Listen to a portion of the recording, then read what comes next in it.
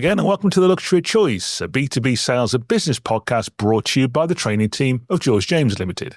My name is Steve Vaughan. I'm a senior sales trainer at George James, and I'm also the host and producer of this podcast. And it's our first podcast of 2025, and incredibly, it's a new year. I don't know where the years go to these days. I know when I was a kid, my mother used to say, when you get older, the years fly by. I used to think, what a load of nonsense, but she was absolutely right. Today, I've got Jayne and Jonathan with me. So Jayne, Jonathan, I don't know how long we're supposed to say Happy New Year for, but I'm going to say it anyway. Happy New Year to you both. Yes. Happy New Year, Steve. Happy New Year, Steve. Yeah, it's absolutely fine.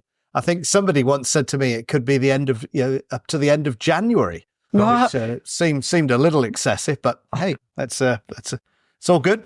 Well, it's new. It is absolutely new year. So we're working through various sort of questions that we get asked on a regular basis in our training and topics that we think are of interest and of value for our listeners, really. And this one is going to be a particular favorite of mine, and also one for the sales managers, I'm pretty sure, because I know when I was a sales manager, if one of my sales team used to say this to me, it used to make the veins at the back of my neck stick out, my blood boil, really. So it's that phrase that we hear from time to time from a salesperson, and it's, my order is stuck in purchasing and I can't get it out.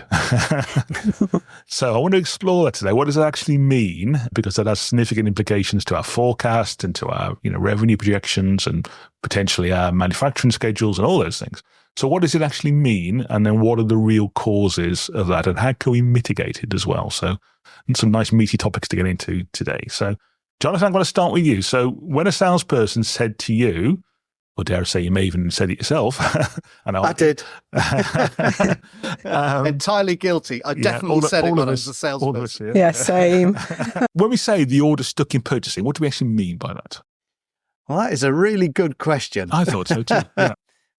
It's interesting. So most of the companies we work with, I think,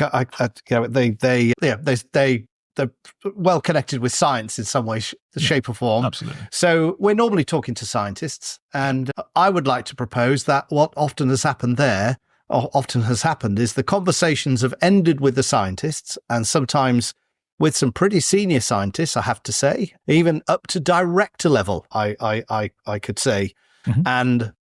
And we've been working away with the scientists. We've done a fabulous job convincing them that our solution is the one for them. As far as they're concerned, yep, they've obviously spoken to people internally. They've got themselves funding, and they've now done their bit. I.e., they've made their brand choice.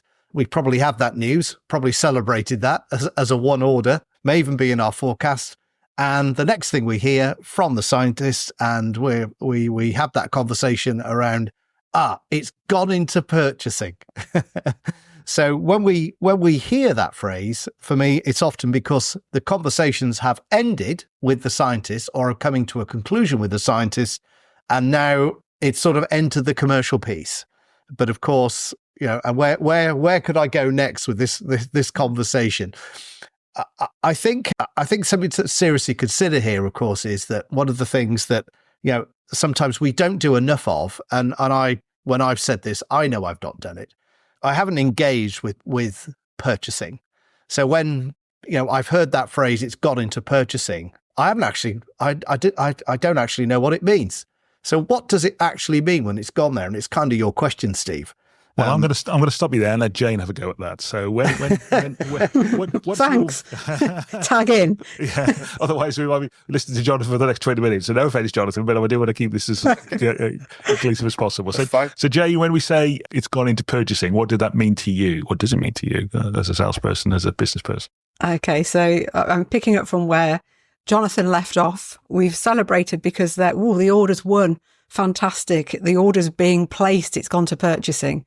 And of course, everything that is going to be ordered has to go through a process that would actually enable something to be purchased, an order placed, that would action the potential of making sure that there's funds available for that to offset against that purchase order. So there's a whole aspect of areas on the customer side. So for me, when we're talking about customers, and I've been so guilty of it, I've got some, not too distant stories a story, particularly that I've told so many people, particularly if they may well be listening, of some of my big bloopers in that. But I think what we've not understood is that customer buying process. And that's the challenge, isn't it? Because the person or the end user we've been dealing with, we get such a wonderful rapport and a brilliant vibe and relationship with them. And we think that's everything. But even if we ask them sometimes what the customer buying process is, of course, they may not know either. Absolutely. Which means that we have to go and visit some other people. So there's some great points there. So I think, first of all, the person we're selling, or the people we're selling to in the lab or in the factory, they're kind of our kindred spirit. They've got the same academic background, possibly got the same kind of organization. We've probably done similar jobs to us. So we're comfortable talking to those people, aren't we? They're the people that we, I always call them the men in the white coat. Yeah, they're like our kindred spirit, aren't they? But purchasing people are scary, unknown people that we don't have any they can understanding of. Yes, well, that's what we're frightened of. Is it? So, I mean, you mentioned something called the buying process there, Jayne, and I want to take this up with you again, Jonathan. So we talk a lot in our training about sales process, and that's another topic of another day. But what do we mean by the buying process of a company? So, this is where it gets interesting, because this is, for me, the steps that any organization goes through, and it could be the process could differ depending on what the organization is buying, but it's the steps it goes through to buy something at the end of the day. We often ask the question, "What is your buying process?" to the scientists. Often ask that. No harm in asking, but all I would say is be careful about the quality of that piece of information that comes back. Right. I always say, in the same reason you would never go to the purchaser to ask about the science, why are you going to the scientist to ask about the purchasing? And what we'll often get is some sort of attempt to describe it. So the scientist will describe, broadly, this is what happens. And it's very easy just to take that as read, right? So that's what happens. But of course, what do? They may describe some steps and actually in quite good detail. And then at the end of it, they'll say, and then it goes into purchasing. And we accept that as being a step. Yes. Instead of, where I suspect this conversation will go very quickly is, let's think about the timing of our engagement with purchasing to actually understand what that looks like when it goes into purchasing, because there are nearly always a whole series of steps there, which are very infrequently understood by any of the scientists. And it's not a negative about any of the scientists. Well, it's not their job, is it? Their job is not their job. Science. That's right. Yeah. So this for me is about timing of the engagement with purchasing. When do we engage? And I know we've had some previous casts around that have touched on this topic more than once. Well, let's come back to it, because I think it's not, it's a really important point. So Jayne, when is the best time to engage with purchasing in that case? Well, I personally think as early as possible. And sometimes I think that, before, if we know we've got the sniff of a potential, we've been looking at a prospect, we know that there's a need, we've got some interested parties, I would say let's at least introduce ourselves to purchasing, just to say, hey, I'm looking at the potential of a piece of equipment in X, Y, or Z area. Would love to know a little bit more about the process that you have when an order is looking to be purchased, when an order wants to be placed. So I would say as early as possible. I know other people disagree because they might be a little bit wary of what that might mean. But for me, it eliminates so many possibilities or challenges and risks that we face if we don't. And it's not just about knowing who purchasing are. It's actually, have we met them? Have I talked to them? Do purchasing know me? Would be the question I would ask myself, and then we can find out a lot of things. So I have fallen foul of terms and conditions, having done a lot of work with customers. It actually didn't repeat itself. It was a one-time, really big mistake, and it held up an order for months and months and months. Having already talked to the buyer and gone through everything, and I knew at the back of my mind, and I was like, this will be fine, because I've been speaking to the buyer. But lo and behold, it got held in purchasing, because then they wanted to check through all the T's and C's. And it's been a big memory, and it comes up in all of my training. Be aware of this. Well, it's super important. So I think there's some really important points that we've just gone through. I want to explore those in a bit more detail. But the first is, purchasing isn't some kind of AI deep thought computer now. There are still people who do job called purchasing. So, having had some kind of relationship with them and actually knowing who they are and they knowing who you are, as you say, Jane, I think is super important, isn't it? Really, because people buy from people. That's a cliche, but it's very true, really. And I know if I was, a senior purchasing manager and I got a phone call from a salesperson that went along the lines of, "Oh, hello, yeah, you don't know who I am, but you got my order on your desk. Can you sign that order off for me? Thank you very much. Bye." I'd put that on the bottom of the pile. It'd be the last thing that I look at. Yeah. Wouldn't you, Jonathan? Yeah. And sometimes that's exactly where it goes, because I think one of the things we have to check as salespeople is the relationship that the scientists, engineers, the clinicians, etc., that we're working with. What is their relationship with purchasing? Yeah, good point. I've had cases where purchasing weren't even aware that actually, they were going to be placing an order for X, Y, and Z. Legitimately, they were trying to buy X, Y, and Z, but purchasing weren't expecting it. So what's happened there? Well, actually, what's happened there is that their own team have not followed their buying process. And what have I seen too many purchasers do in those circumstances? Exactly what you said, Steve. It goes to the bottom of the pile and it's deprioritized, or they deliberately hold it, and they hold it and they hold it until, there's more noise. We ring up again, or the scientists chased it because, they wonder what's going on. And actually what then happens is purchasing take it all the way back to the beginning again, to go through the process, to, educate their own team, on the process. The buying process is there for a reason. Without it, it would be, anarchy. Yeah, business would run out of cash, extraordinarily quickly, if it didn't have a buying process. So, there's some internal education, some internal things that, we need to, be very conscious of, when we're selling, whether it's instrumentation, a large services deal, consumables. It doesn't matter. They'll have some sort of system. People may or may not be involved these days, but in many cases, people still are involved. I think so, particularly for a major purchase or a major contract or something. That's absolutely. Yeah. So not knowing who purchasing are, and you make a great point, Jane, about getting involved and engaging with them early. I've never been thrown out of a lab or an office or a factory for saying, "Can I speak to somebody in purchasing?" No. So you think, would you go as far as saying that the first time you meet the end user, you'd also try and get a meeting set up with purchasing as well? Would you try and do that? Yeah, definitely. Why not? Yeah, and I've always found purchasers, not every purchaser, but the majority of purchasers are very willing to have a conversation and to have a meeting, have a sit down. They want to know that we are capable, that they want to know about our company. If they are going to be signing off and placing an order with us, they want to know that we are trustworthy enough to deal with that in a timely, professional, organised manner. Absolutely. And I think trying to get in there early is so important. I've rarely been turned down when I've asked to see the purchasing manager, or depending on what I've been selling, the person that's dealing with the purchase for CapEx. And actually I think they may be a little bit easier to find. Of course, some of our companies are global, so they may not be in the same country that you're based. That's a good point. So, we have to then use every other mechanism to be able to be in contact.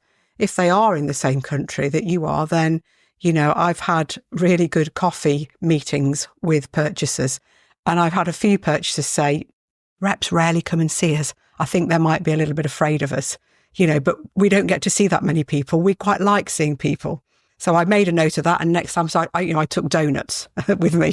So, but it is key. They are there. They're people. They're there doing a job, and they want to know that they can trust us and our company too. I think very important. Yeah, because I ran a training course a couple of years ago, a remote training course with a company it's a US company, not that that matters, but one of the people on the course said, "Purchasing, they're the enemy," and no, they're not. They're part of the process. Yeah, they may have they may not be the easiest people to deal with sometimes, when it comes to negotiation and things like that, which we'll talk about another day perhaps, but they're not eminently the enemy. They're part of the process. And Jonathan, I think, Jane alluded to there that it's not just about purchasing, getting a good deal. Of course, that's part of their job, is to get, best value for the organization, whatever that means. But they have other functions, don't they? Other things they have to think about as well. They do. It's a very broad-based, a purchasing professional, has got a role in many ways, very similar to us. I have this fantastic slide, in my training, which shows, the role of the purchasing professional. And I think a lot of salespeople are very surprised by it. Yeah. And when it, because sometimes I think it's very easy sometimes to think, well, all they're interested in is the price. Actually, when you really understand what their role looks like, you realize that it's far from that. There are many other aspects to their role. And I think that's what keeps us, sometimes, prevents us, this fear of, oh, gee, they're just going to negotiate harder and harder and harder with us if we make contact. Actually, there's a lot more to their role than just that. So I think it's one of the reasons that keeps us out. It's one of the reasons we end up not really understanding what those final steps are. There may have been several steps in the buying process that lead up to a submission of a series of documents inside an organization that then has to go through the purchasing function. But it's then understanding those steps, the timing of those steps, to really understand how long it's going to be in there. Yeah. And it could be days, it could be weeks. It depends what you're selling, limits, in terms of the size of the purchase that's being made, in terms of the amount of money being spent. It could be type of spend. There's normally multiple signatures required, and I know it's easier than ever to get hold of people. But if somebody's on holiday, somebody's away ill, that can delay it. Have they got all of the information they need to be able to to place an order? We'll have served the scientists beautifully and given them every single thing. Have we done the same with purchasing? Until you speak to them, you just don't know. No, and exactly. and every time they're missing something or something's not getting signed, a day's added. Yes. And then of course, what happens? We get to end of quarter and it rolls over by a couple of days.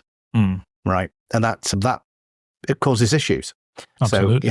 So I think that engagement with purchasing and early is just everything for me. And when I do the training on forecasting, one of the things I say right up front is, if you want a longer, successful career in this industry, guys, be great at forecasting and deliver what you promise, whether you're salesperson, sales manager, VP of sales, or whatever. And one of the best ways of being good at that is to get close to purchasing, isn't it, Jayne? Yeah. Absolutely, yeah. And they get stuck. We think about our order is stuck in purchasing. Purchasing gets stuck in the middle here, of the side of us as reps or the salespeople. Pushing purchasing. Can we get that order out? Where is that order? Where's my purchase order? And they're technical people within their own company who maybe had a timeline in terms of when they wanted some goods delivered. So purchasing can be stuck in the middle, trying to sort out all the really important things to make that happen, but they're getting shouted at on both sides here. We can actually avoid that by some of those early conversations. Yeah, that's right. You're thinking about sort of purchasing of, I don't know, say in a factory, hypothetically a car factory, if a purchaser decided, because she could get a better price, in theory, to change to another supplier of, tyres, for example, and then that company can't deliver tyres, or the tyres tend to be defective. The best that's going to happen is going to delay manufacturing. It could even cause a quality problem. Yeah. These are all things that purchasing get involved in, aren't they, really? Yeah. Yeah. So what can we do then, Jonathan, to mitigate these? We've already said about getting to see purchasing early, but what does that mean in practice? We're going to see a purchasing manager really early on in the sales process. Yeah. What are we going to talk about? So I think I'd probably, maybe it's too simplistic, but I would divide my customer base into two. Okay.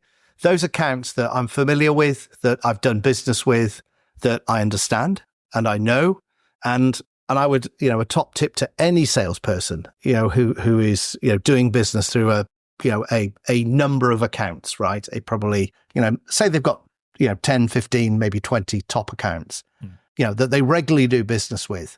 For me, because you're doing business regularly, you should be working quite closely with purchasing. You should really be taking the time to understand what the buying process looks like for everything that they buy, and understanding what those steps are in detail.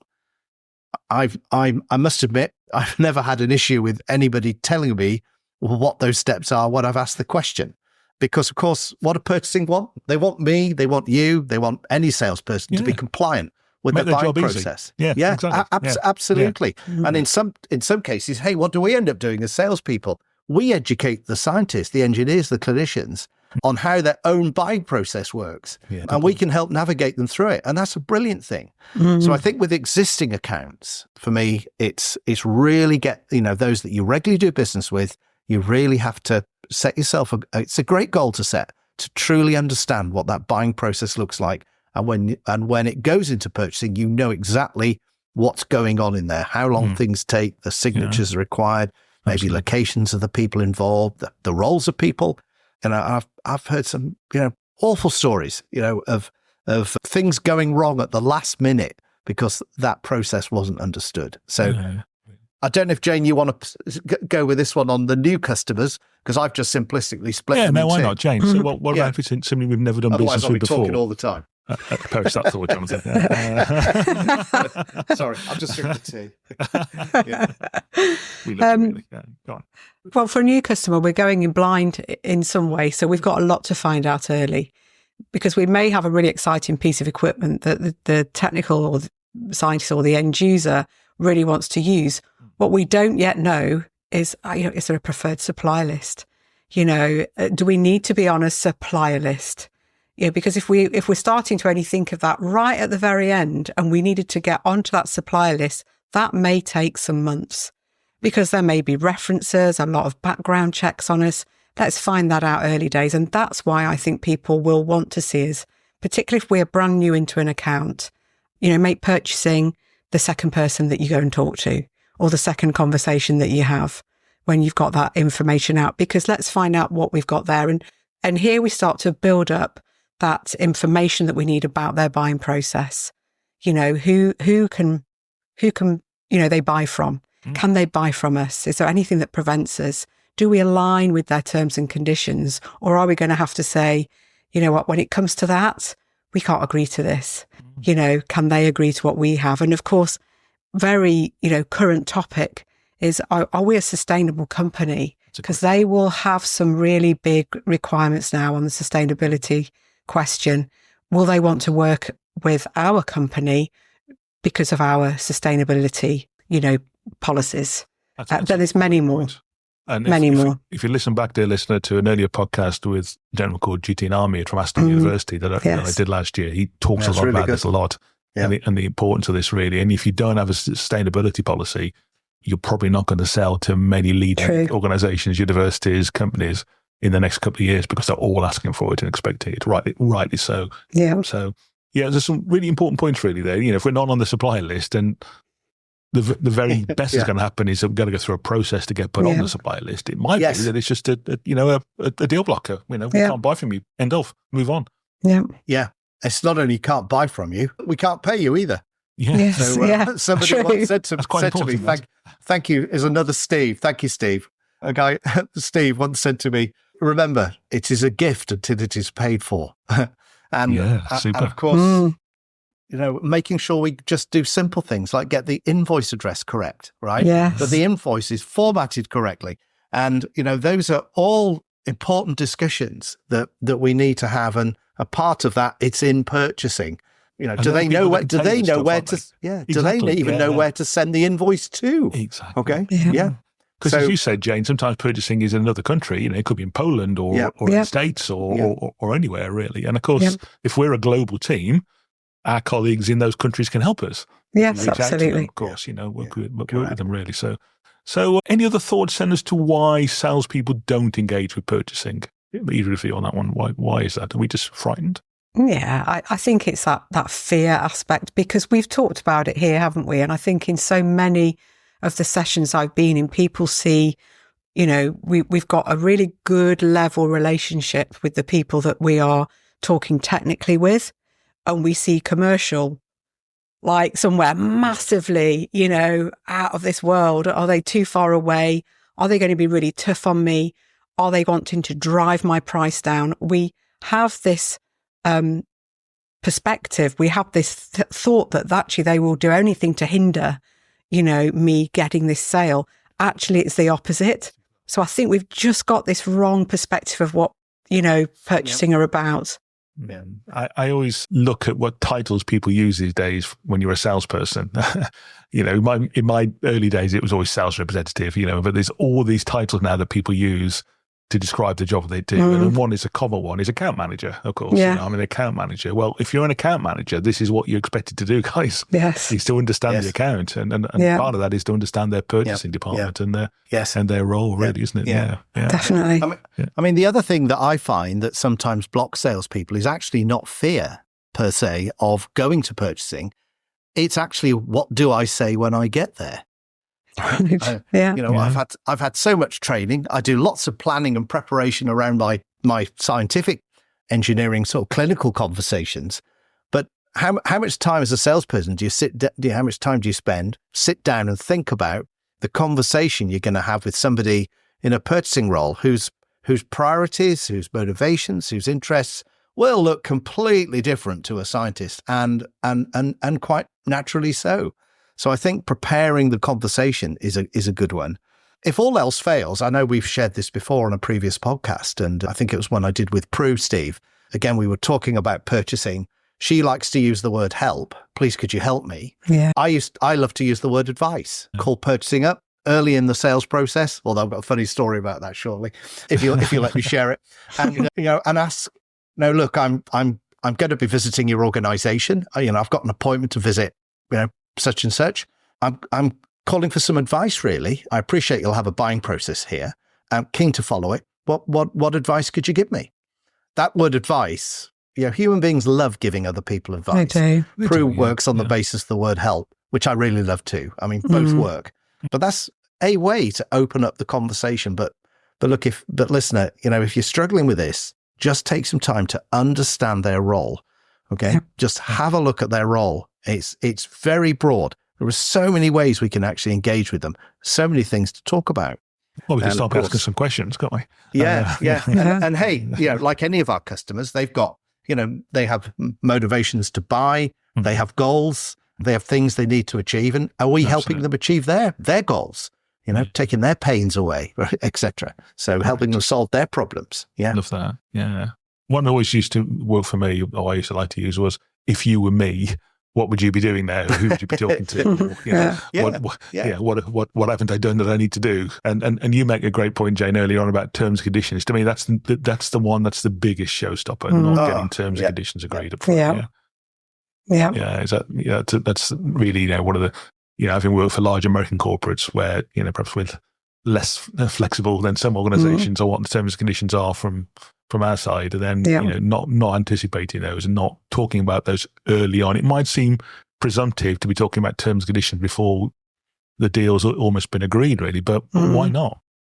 Yeah, absolutely. Yeah. Sorry, Jay. Sorry. No. I now think, because I've fallen foul of the terms and conditions sort of black hole moment, I view terms and conditions now, and did after that, just as important as, and we often leave these things closer to the end of our sales process, as also a site survey. We're selling a fantastic piece of equipment. I used to sell some really large equipment that would struggle to get through some doors.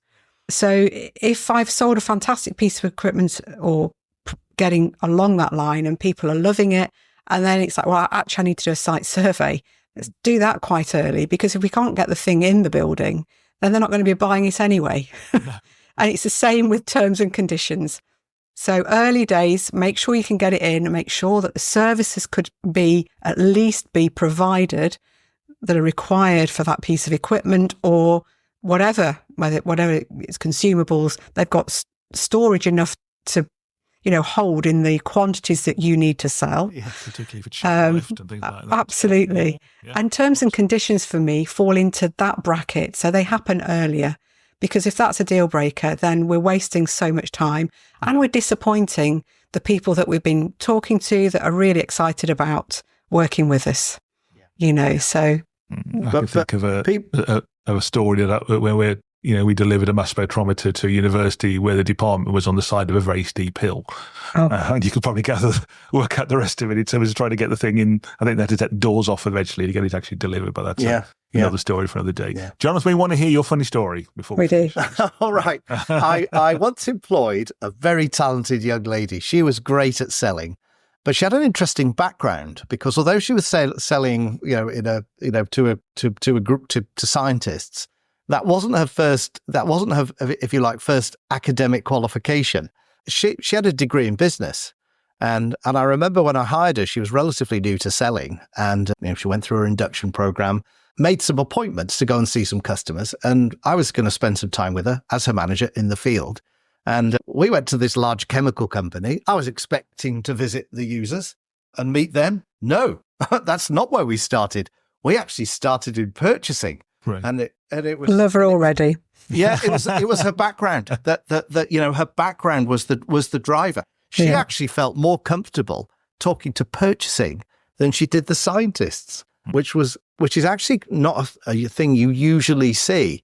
But as you can imagine, it got me thinking. So anyway, I thought that was amusing, but not everybody may have done. I think it's great behaviour. Yeah. Yeah, I think it's brilliant. If you early days understand the strategic relevance and the strategies within the company, you're understanding way more than most salespeople can do throughout the whole of the sale. That directs everything. Great points. Thank you, Jonathan and Jayne. Some super points there today. So if you do have a project which is, quote, stuck in purchasing, hopefully there's some ideas of what you might want to do. Yeah. You go and talk to them to try and move things forward. And, just remember, I've never got thrown out. None of us ever been thrown out of a customer for asking to speak to purchasing. The worst that ever can happen is, I don't need to talk to you now, but thank you for calling. So it's always a good thing to pick up the phone. And remember, they're not the enemy. Yeah, they're part of the process. We'll be back again in a couple of weeks' time. So, with Steve, another podcast. Go on. Then you normally ask for the pearl of wisdom before we finish. Oh, go on. Then, one more thing, and I've got one more thing that I'd love to share. Pearl of wisdom. Can I just add one more thing? It may or may not be a pearl of wisdom. The one more thing that I would love to add, and Jayne, Steve, you've both touched on this, is purchasing are often great enablers. They're well connected through an organization. They know lots of people that can get things done that might need to get done. And I was just thinking of, trying to get a big instrument into a place or a stores that's not large enough. They'll help you find a way, right? They will. So, never, always bear that in mind. They're normally really, really well connected because actually their job means, they have to be well connected to do their job well. So they can get a lot of things done for you. Okay. Yeah. Oh, I'm glad you agree. Good. No, and just to show we don't rehearse this beforehand. Yes, absolutely. Yeah. I have now got to wrap up by saying thank you to the listener for joining us. we will be back again in a couple of weeks' time with another podcast. But in the meantime, or at least something for you to be aware of, Jayne and I will actually be on a LinkedIn Live on the 7th of February, I think, Jayne. Is that right? That is correct, Steve, yes. And would you like to say a bit more about what we're going to do on that one? Well, we're going to have one of our topics that we discuss, all about our goals, business versus personal. But very importantly for everybody that has entered the competition, we're going to be announcing the winner of the free training. So do sign in for that. That would be very exciting. A hat and draw the names out of something like that, yeah? I'm going to have a full jazz band behind me. But we've had a great entry, yeah. I entered as well. Yeah, no. I'm not going to win, I can guarantee. But we've got well over 100, I think, already. Yeah, that's really good. Yeah. It's great. But like when they do the FA Cup draw, only this time we're not going to draw Tottenham a turn. Who knows what will happen? It's getting personal now. We'll better stop there. Thank you for joining us, dear listener. We'll be back again in a couple of weeks' time. Until then, happy selling out there, and we'll talk to you soon.